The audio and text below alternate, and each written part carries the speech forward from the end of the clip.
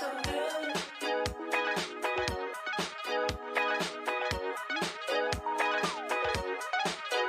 Feel so good. Music sounds better with you. Ooh.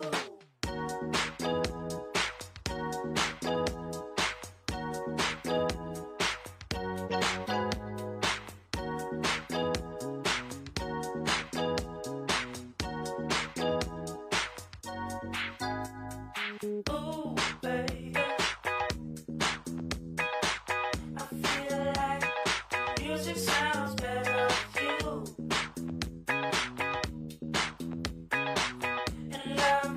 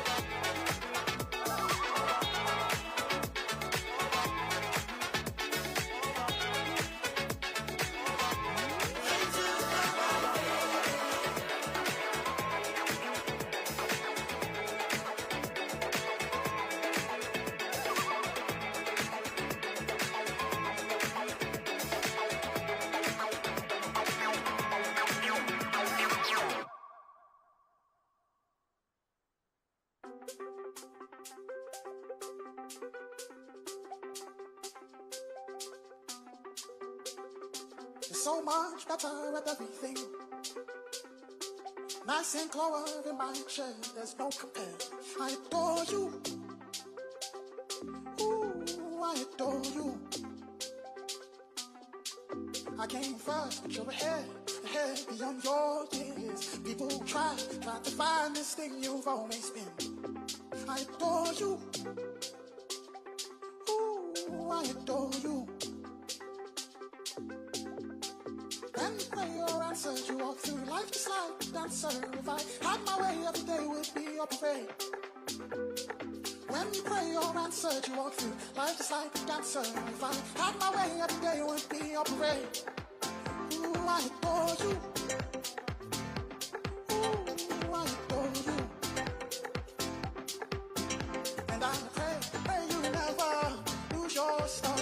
I'm so proud of all that you are. Ooh, I adore you. Ooh, I adore you. I adore you. Ooh, I adore you. When you play your answers, you walk through life just like a dancer. If I had my way, every day would be a parade. When you pray your answers, you walk through life just like a dancer. If I had my way, every day would be a parade. Ooh, I adore you. Ooh, I adore you. Ooh, I adore you. Ooh, I adore you. And I pray you never lose your star. I'm so proud of all that you are. Ooh, I adore you. Ooh, I adore you. I adore you. Ooh, I adore you.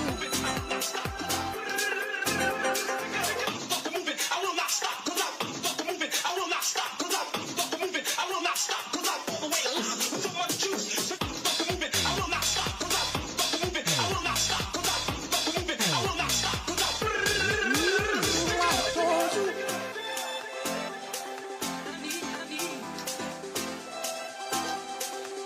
Ooh, I adore you. Ooh, I adore you.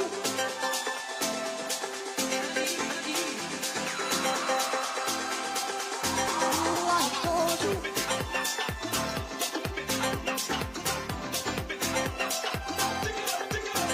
Ooh, I adore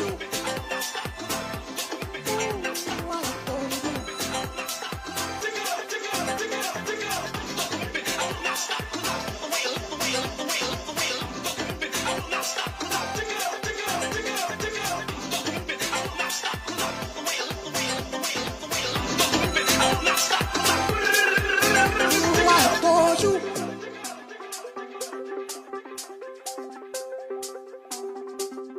Ooh, I adore you.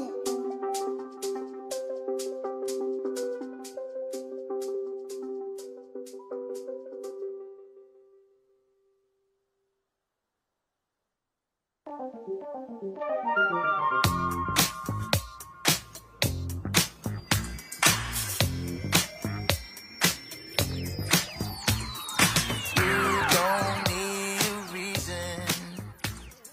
This can't be described.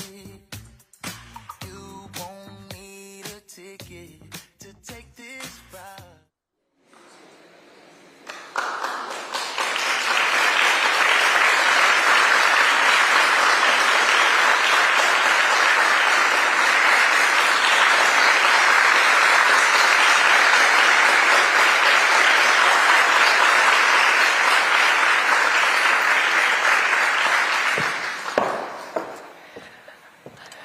Hi everyone, good morning. I'm delighted to be here. My name is Emma Woods. I'm a chair and plural non-exec, and I was one of the 120 signatures of the open letter that was published today to say that I, like many other business leaders, believe that we need change, and a Labour government will provide that. And before we hear from Rachel, I just wanted to take 2 minutes, because it's trust that Rachel Reeves is the right choice of chancellor to lead this change that was fundamental to my support. And I wanted to share with you two ways in which she has won that trust over the last 3 years. And the first is that Rachel genuinely believes in collaboration with business.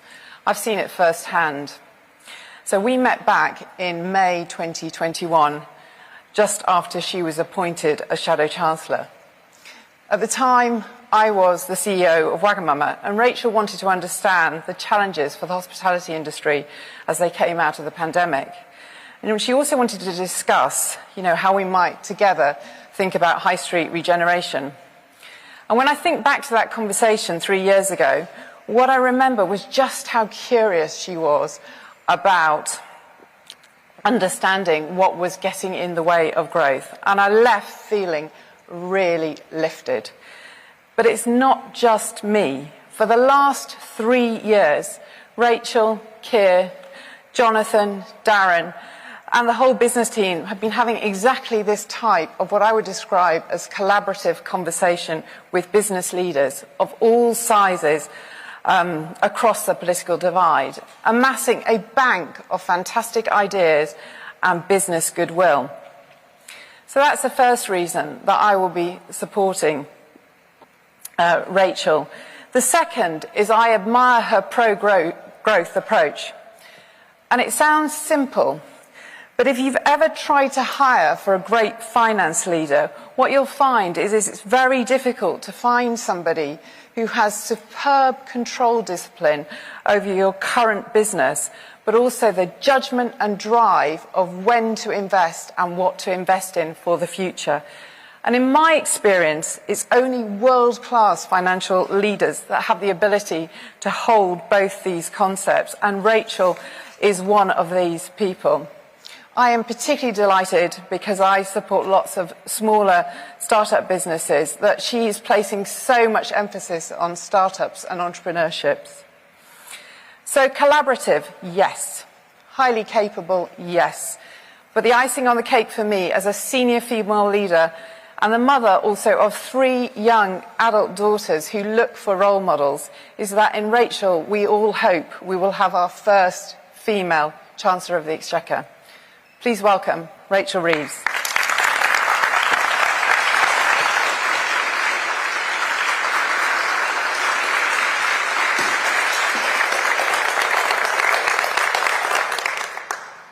Good morning. In 5 weeks' time, the British people will go to the polls to make a profound choice about the future of our country. And where better to think about that future than here at Rolls-Royce in Derby. Away from the short-termism of politics, the pessimism of our present moment, here you have the very model of a great British business. A global brand synonymous with excellence that continues to this day to pioneer in new technologies critical to the challenges of a changing world. From submarine technologies crucial to defence, to the development of carbon-neutral aviation at the frontier of the climate transition. And a business partnering with homegrown small and medium enterprises throughout its supply chains, which has nurtured deep roots in this city going back more than a century. A business built on the foundations of a past in which we can take pride, with a vision of the future that we can invest our hope in. As Shadow Chancellor, one of the great privileges of this role has been to travel all around the country and meet entrepreneurs, innovators and business leaders all across the UK. In the most challenging of economic times, they give me immense optimism. Today, I want to put forward a simple proposition: that this changed Labour Party is today the natural party of British business. And I want to set out the central economic fault line in this election, the choice before the British people on the 4th of July. 5 more years of chaos with the Conservative Party leaving working people worse off, or stability with a changed Labour Party. I can tell you exactly what Rishi Sunak wants you to think on polling day. He's already saying it. that the plan is working, don't change course now, that the chaos and instability wrought by Liz Truss was just a blip, that the deep problems that we face are down to global events. They're not his fault at all. Don't judge 14 years on 49 days, he will say. I want to take that head on. Because while it is true that the crises we have faced are global in origin, our unique exposure to those crises, the reason that we have been harder hit than many comparable countries by the economic impact of COVID and then by inflation and rising energy prices, can only be explained by the choices made by Conservative governments here at home. And because while the Prime Minister wants this election to be about whether inflation is coming down this month, he omits to mention when it started to rise, on his watch as Chancellor. Even before the Conservatives, in their clamour to cut taxes for those at the very top, sent interest rates and mortgage costs spiralling. He omits to mention when it peaked too, on his watch as Prime Minister. And he omits to mention the families and the businesses dealing with the consequences of Conservative economic mismanagement today. Like the family I met in Redcar, the dad doing an apprenticeship, the mum working in a supermarket, who spend every evening talking about money because there's simply not enough to pay the bills. Or the small business owner in Milton Keynes, desperate to expand, but faced with a system of business rates that are stacked against her. Or just down the road from here, the workers at Alstom, some of whom I met just a few months ago, who are facing the uncertainty that results when a government is unwilling to take a long-term strategic approach in partnership with business and trade unions, the only responsible approach to economic policy. The Conservatives are insulting the intelligence of millions of people like these, forced to deal with the consequences of their failure. But we won't let them get away with it, because the Conservatives do deserve to be judged on their record of those 14 years.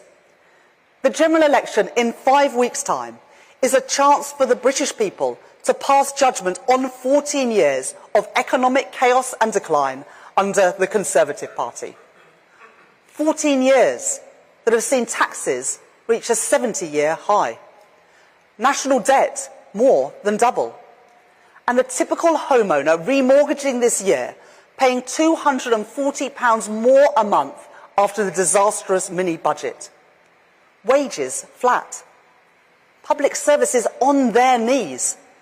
Taxpayers being asked to pay more and more, and yet getting less and less in return. 5 prime ministers, 7 chancellors, 12 plans for growth, each delivering less than the last.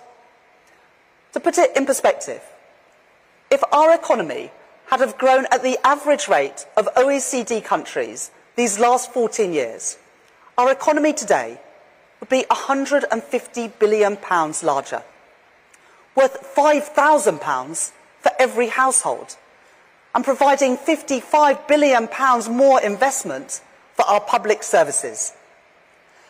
That is their record, and they deserve to be judged on it. The Conservatives have failed on the economy. The plan isn't working. And Rishi Sunak's decision to call a snap general election is the clearest sign of that.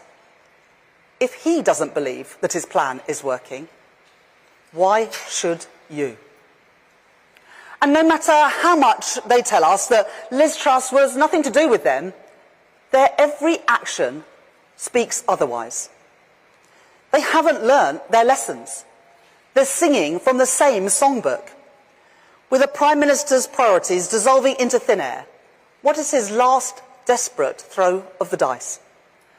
Not to deliver on the promises that he's made over the last 2 years, but instead to offer up £64 billion worth of unfunded tax cuts. They offered up just another one last night. And the Conservatives cannot say how they're going to pay for them. What cuts will they make to public services? What other taxes will they increase?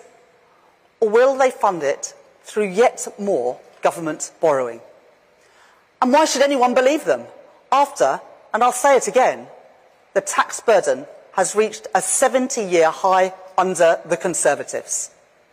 Be in no doubt, the single biggest risk to our economy today is 5 more years of Conservative chaos and decline. My ambitions for Britain are so much greater than that. I don't think we need fantasy economics to look and hope for a better future. Just look around us. But we do need change. Under Keir's leadership, we have changed the Labour Party so that we might have the chance to change our country for the better.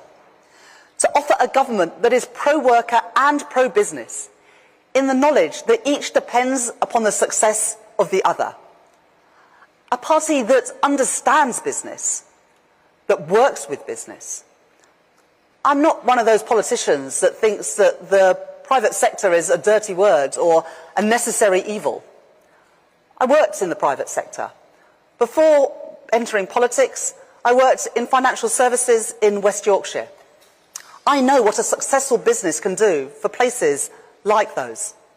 And I know that economic growth comes from success of business, large, medium and small. Indeed, there is no other way.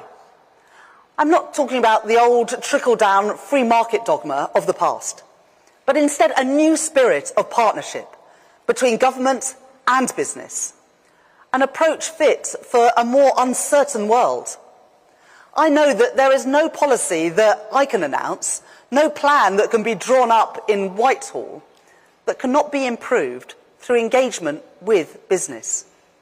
And our manifesto will bear the imprint of that engagement. I want to lead the most pro-growth, the most pro-business Treasury that our country has ever seen, with a laser focus on delivering for working people. Today, more than 120 senior business leaders have signed a letter expressing their support for a Labour government. Across the world of business, Labour is being recognised as the natural partner of business, the party of growth and the party of enterprise. A few years ago, you might not have expected to have heard these things from the Labour Party.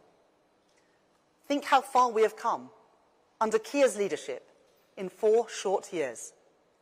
If we can change this party to bring it back in the service of working people, if we can return it to the centre ground of politics, if we can bring business back to Labour, then I know that we can bring business back to Britain, to bring investment back to Britain, to bring growth back to Britain, to bring hope back to Britain. Because by bringing business back to Britain, we can deliver a better future for working people. Whatever ideologues on the left or the right say, it's not either or. This Labour Party understands that business success is crucial to good jobs, and good work is crucial for successful businesses. It is by bringing business back to Britain that we can create good jobs that pay a decent wage, bring in investment to build strong communities with thriving high streets, to put more money in people's pockets, and take pride in goods and services made here in Britain but exported around the world. Our plans for growth are built on partnership with business. A mission-led government prepared to take on the big challenges that we face and ready to seize the opportunities of the future. And a government that will build all its plans for the future on the bedrock of economic stability. It is clearer than ever that at this election, the choice is between Tory chaos and Labour stability. And stability is change. Stability so that we never again see a repeat of the mini-budget and the damage it did to families. Stability so that families and business can plan for the future. Stability of direction so we can bring together government, business and working people in common purpose to meet the great challenges of our time. That will be underpinned by robust fiscal rules to get debt falling by the end of the Parliament. I will never play fast and loose with the public finances, because when you do so, you put family finances at risk. We have started as we mean to go on. I have been very clear that every policy that we announce, every line in our manifesto, will be fully costed and fully funded. No ifs, no ands, no buts. That is the attitude that I will take into the Treasury, because taxpayers' money should be spent with the same care with which people spend their own money. I remember when I was growing up, my mum would sit at the kitchen table, combing over line by line her bank statements and her receipts. We weren't badly off, but we didn't have money to spare. To my mum, every penny mattered. And believe me, I understand that the basic test for whoever is Chancellor is to bring that attitude to our public finances. And stability will rest, as it always has done when Britain has enjoyed economic success, on strong institutions. I started my career as an economist at the Bank of England. I know why the stability that it brings and the independence from short-term politics matter to economic success and the battle against inflation. So Labour will not play, I will not play, the Tory game of undermining the Treasury or the Bank of England. And I will introduce a new fiscal lock so that any government making significant and permanent changes to tax and spending will be subject to a forecast from the Independent Office for Budget Responsibility, so that there is never a repeat of the mini-budget. Stability must mean something else too, and it's something that I've heard from business time and again about how important this is. Certainty in our tax system, which is why we have committed to the publication of a business tax roadmap covering the duration of the Parliament within the first 6 months of a Labour government. And it is why corporation tax will be capped at its current rate for the duration of the next Parliament. That is the lowest rate among G7 economies, and should our competitiveness come under threat, we will act. Stability will be the bedrock of everything that we do. But stability alone is not enough. It is one central part of what I call securonomics, a new approach which recognises that our age of insecurity requires new answers to new economic challenges. So stability must stand alongside a plan to fix our weak levels of investment. Britain today is the only G7 country with investment below 20% of GDP. I am not under the illusion that government can fix this alone. The lifeblood of a successful economy is business investment. So investment will be delivered through a new partnership between government and business, embodied in a new industrial strategy and in a new national wealth fund, with government investing to crowd in tens of billions of pounds of private investment, to create the jobs of the future, drive down bills and achieve energy independence for Britain. And we will need reform too. No more ducking the difficult decisions. No more shrinking from vested interests. No more accepting that this is as good as it gets. So we will reform our politics, pushing power out of Westminster so our local and regional leaders can deliver for their areas. We will reform our skills system to give working people the chance to succeed in a changing world of work, replacing the apprenticeship levy with a new jobs and growth levy. We will reform our planning system, taking head-on the biggest obstacle to growth and investment that we face, and get Britain building again. We will deliver reform with security in work, with a new deal for working people. And we will forge a closer relationship with our nearest neighbours in the European Union to ease the burden of bureaucracy and red tape on British businesses, including a new veterinary agreement, an agreement on touring visas, and the mutual recognition of professional qualifications.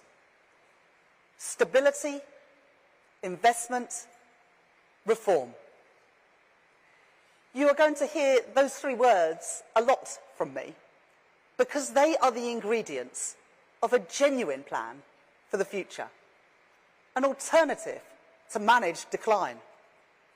The reason that I can say with confidence that this Labour Party is the natural party of British business. The choice at the next election is simple.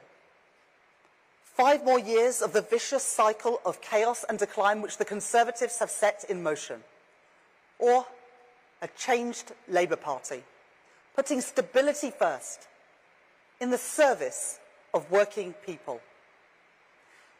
We will fight this election on the economy. Every day we will expose the damage that the Conservatives have done and the further damage that they threaten to do. And we will set out Labour's alternative. 5 missions for a decade of national renewal and 6 first steps to point the way to a better Britain. Cutting NHS waiting times with 40,000 new appointments every single week.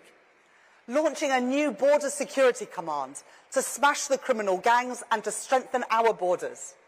Setting up Great British Energy, a new publicly owned clean power company. Cracking down on antisocial behaviour. Recruiting 6,500 new teachers. All fully costed, all fully funded. And all those ambitions built on the bedrock of economic stability. The foundation stones for a decade of national renewal. To serve as Chancellor of the Exchequer would be the privilege of my life. Not to luxuriate in status, not as a staging post in a career, but to serve. I know the responsibility that will come with that. I embrace it. I know that it will not be easy. It will take hard work. It will require harder choices. I am ready for it. As I travel around the country, I see great potential wherever I go, in dynamic great British businesses, like this one, in labs and classrooms in our world-leading universities, and in the talent and the effort of working people. It is time to unlock that potential, to turn the page on chaos and decline, and start a new chapter for Britain. Labour is ready. Thank you.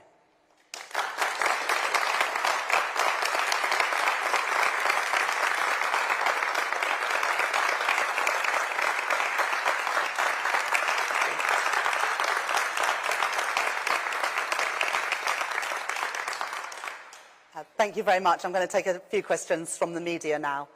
The first question is from Faisal Islam from the BBC. Thanks, Shadow Chancellor. You don't seem to want to match the Conservative triple lock plus policy, so it's possible that pensioners under a Labour government on the basic state pension would have to pay tax. Is that because you think it's a bad idea, or you'd like to do it and we don't have the money? And could there be an emergency budget if you win before the summer? Well, thank you very much for that question, Faisal. Labour are absolutely committed to the triple lock for pensioners, to give them that security that the basic state pension will continue to rise by whatever is greatest out of inflation, average earnings, or 2.5%, and we give that commitment. But today is just another desperate gimmick from the Conservatives. Even before today, they had racked up £64 billion of unfunded tax cuts, and last night they offered us another one. The only reason that pensioners are looking for the first time at paying income tax on their basic state pension is because the Conservatives lost control of the economy, saw inflation soaring, and they have chosen to freeze the personal allowance, not just in this Parliament, but going into the next Parliament as well. Now, I've been really clear, I want taxes to be lower, but I'm not going to make any commitment where I can't say where the money is going to come from. And on this one, the Conservatives have announced today the use of the money that yesterday they used to fund the conscription, the national service. So their numbers don't stack up. And unlike the Conservatives, I will never play fast and loose with the public finances. I want taxes to be lower, but I will only announce those changes when we can afford to do so. The next question is from Joel Hills at ITV. Thank you, Rachel Reeves. Just to pick up on that, to be clear, are you saying that those who rely on the state pension will pay income tax under a Labour government? And can you also just confirm that a Labour government would stick to the freezes, to the thresholds and allowances to income tax for the next 4 years, please? Well, Joel, I want taxes to be lower. But unlike the Conservatives, I won't make unfunded commitments, because the truth about unfunded commitments is that no one can have any confidence that you can deliver on them. Because when Liz Truss made unfunded commitments around cutting taxes, what happened was that taxes didn't get cut, but what did happen is that mortgage rates and interest rates went through the roof. So no one should believe these unfunded commitments from the Conservative Party today. I want taxes to be lower. I want working people and pensioners to have more of their own money in their pockets. But the truth is, the only way that we can deliver that is through growing the economy.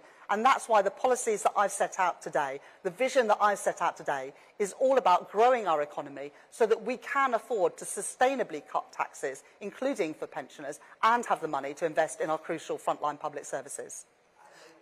Freeze, is that right? We want taxes to come down, but we can't announce those reductions in tax unless we say where the money is going to come from. And that is the crucial difference between Labour and the Conservatives. Rishi Sunak is singing from the same songbook as Liz Truss, with making unfunded commitments around tax. That is the road to economic ruin. I will never play fast and loose with the public finances, because when you do so, it is the finances of ordinary families and pensioners who are most at risk, and I will never take those risks. A question now from Sam Coates at Sky News. Shadow Chancellor, you're brandishing today the letter from 120 business figures. Several of those are no longer in top jobs. There isn't anyone from the FTSE 100 on it. You will have tried to secure the backing of those people. Why do you think that is? Well, I'm really proud of the backing in that letter from 120 business leaders today, from businesses big, medium and small, across a whole range of British industries.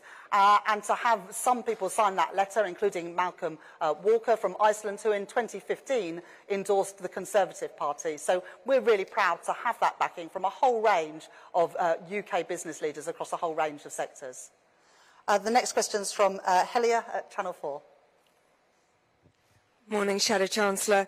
This morning you say that this changed Labour Party is the natural party for business in Britain. But speaking to one major union today, they asked and told me there's already a party for business. It's called the Conservative Party. They want to know who's going to be the party for workers. Or don't you believe that workers are as valuable anymore to the Labour Party? Labour are a pro-worker and pro-business party, recognising that you can't be one without the other. You can't be pro-working people unless you're pro the businesses that create the jobs and the prosperity to ensure that good jobs are available all across our country. And you can't be pro-business unless you're pro-skilling up and supporting working people to fulfil their potential. And so I say that those two things are two sides of the same coin. And it is because I'm pro-working people and I want working people to be better off that I want to attract investment to Britain. I want businesses to invest in Britain and to create jobs here in Britain. And that's why I've committed to being the pro-growth Chancellor and to make this the most pro-growth Treasury that our country has ever seen, because that is good for business and it is good for working people. And our New Deal for working people is a crucial part of our plan for growth to offer security for working people and wages that you can support a family on. But you can only secure those things if this is a country that is good for doing business in. And the endorsement of those 120 businesses today is great news for working people if Labour get into office. The next question is from Andy at Channel 5. Thank you very much. Andy Bell, 5 News. Rachel Reeves, are you a socialist? And if you are, what do you understand by that term? I've always called myself a social democrat, and what I mean by that is that I believe that children from whatever background they come from should get an equal start in life to the opportunities that our country offers. I believe in strong public services to support people all through their lives, from the cradle to the grave, and I believe that work should always pay and offer security to people. So that's how I would describe myself. But instead of fixating on labels, just look at what Labour governments have done in the past for working people and look at the aspirations and the vision that I've set out today and Keir set out in his speech yesterday. Christopher Hope from GB News. Thank you, Shadow Chancellor. So you're not a socialist. Are you relaxed about company bosses getting very rich? I want businesses to be successful, and that includes paying people at the top properly for the work that they do. But I'm also committed to turn the minimum wage into a real living wage so that ordinary working people also benefit when the economy grows and is successful. And it's why our New Deal for working people will also give to working people the security that should come and the dignity that should come from working hard, but for too many people doesn't exist today. Zena from the Derby Telegraph. We're hearing a lot about change. Change is the key word in all of this. How quickly can you bring about change? You come into power potentially, but what can you do? What changes in business immediately? What's your first thing? We asked the question earlier about an emergency budget. Is that the secret to this? And how are you going to change things overnight? Yeah. So I'll break that question down into two parts. First of all, what we'll do for business, and then also how we can improve our public services.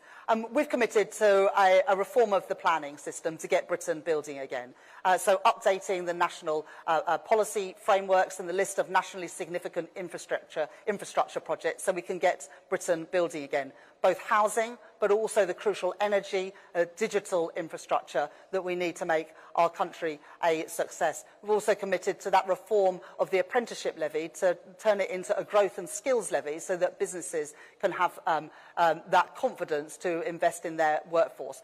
But the most important change that I can offer is to bring stability back to the economy, because it is this instability and the chaos that we've seen these last few years that have put businesses off investing in the UK. And unless we can bring that stability back, we will continue to chug along the bottom in terms of our growth and our investment performance compared to our competitors. So the fiscal lock, the respect for economic institutions, the robust fiscal rules, and the pro-business approach that I would take as Chancellor, working in partnership with business, is how we would begin to turn our economy around.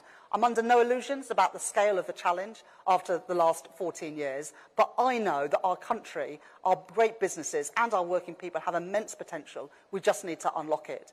But beyond that, we also need to start to turn around our public services. And actually, strong public services are also crucial for a successful economy. That's why we've committed to the 40,000 additional appointments every week in our National Health Service, by cracking down on tax avoidance and also ensuring that non-DOMs pay their fair share of tax here in Britain. And it's why we've said that there'll be VAT and business rates on private schools so that we can recruit an additional 6,500 teachers. Those are things that will be in our first budget, and we'll set out the date for that. You know, we want to get on and deliver the change that we're speaking about during the course of this campaign. Thanks very much to you, Zena. Lizzie Buchan next from the Daily Mirror. There have been warnings that Labour's plans to scrap VAT exemption on private school fees will increase the pressure on struggling state schools. What would you say to the critics of that plan, and would you do an emergency budget before the summer so you could get on with this straight away? Well, thanks very much for that question, Lizzie. The Independent Institute for Fiscal Studies has done an analysis of Labour's plans to put VAT and business rates on private schools, and they say even after the behavioural effects that this policy would raise £1.4 billion, and we will use that money to recruit the 6,500 teachers that our state schools desperately need. I was one of the children who, under the last Labour government, went to a school and was taught in porta cabins. Our library was turned into a classroom because there were more students than space, and there were never enough textbooks to go around.